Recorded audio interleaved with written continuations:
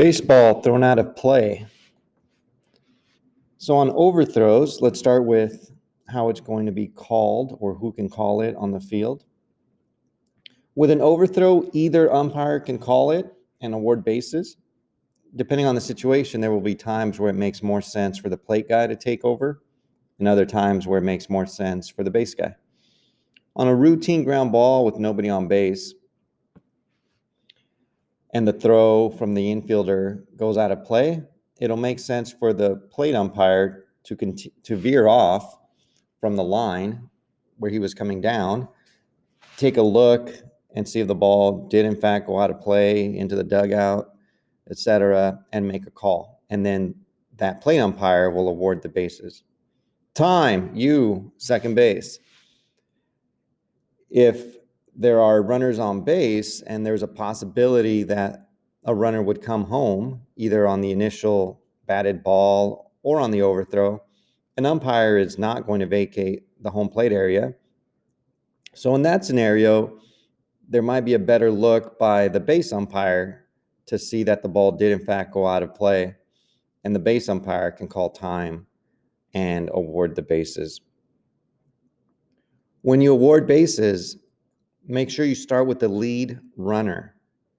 Start with the lead runner, award him the proper bases, and then go with the trailing runner afterwards. This can be very important if there are two runners between the same bases when the throw goes out of play. If there's two runners between the same bases, the lead runner is going to advance likely two bases, depending on the scenario, which we'll cover in a little while.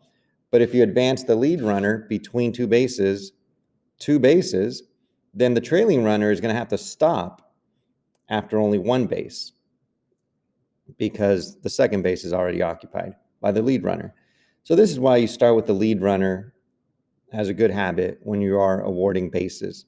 Whether it's a balk or an overthrow, just get into that habit, starting with the lead runner. So bases awarded.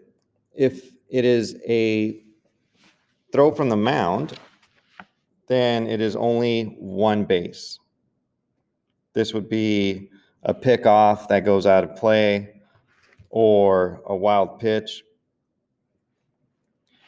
that goes out of play or gets lodged. It's going to be one base award from the mound. It's going to be two bases from the time of the pitch on the first throw from an infielder. So routine ground ball, and an infielder throws it out of play. Wherever the runners were at the time of the pitch, it's going to be two bases from there. One exception, if there was a steal before the pitch, and by the time the infielder fields the ball and throws it, the other runner is already sliding into the base that he stole, it would be two bases from the time of the throw. But otherwise, on a routine throwaway by an infielder, it's going to be two bases from wherever the runners were at the time of the pitch.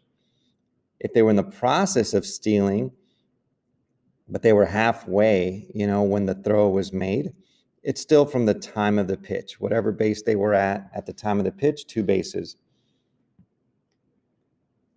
There are times where you award two bases from the time of the throw, not from the time of the pitch.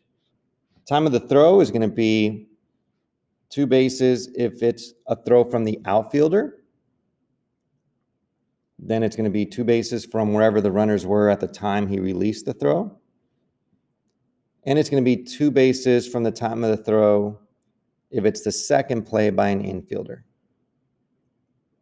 A double play, something to that regard. Let's say there's a steal of second. The double play is attempted, but the runner is safe at second, and then the second baseman throws it away.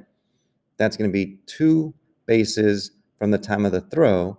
So R1, who stole second base, will actually score. So to summarize, from the mound, one base. From an infielder, two bases, time of pitch. From an outfielder or an infielder, if it's the second throw, two bases from the time of the throw.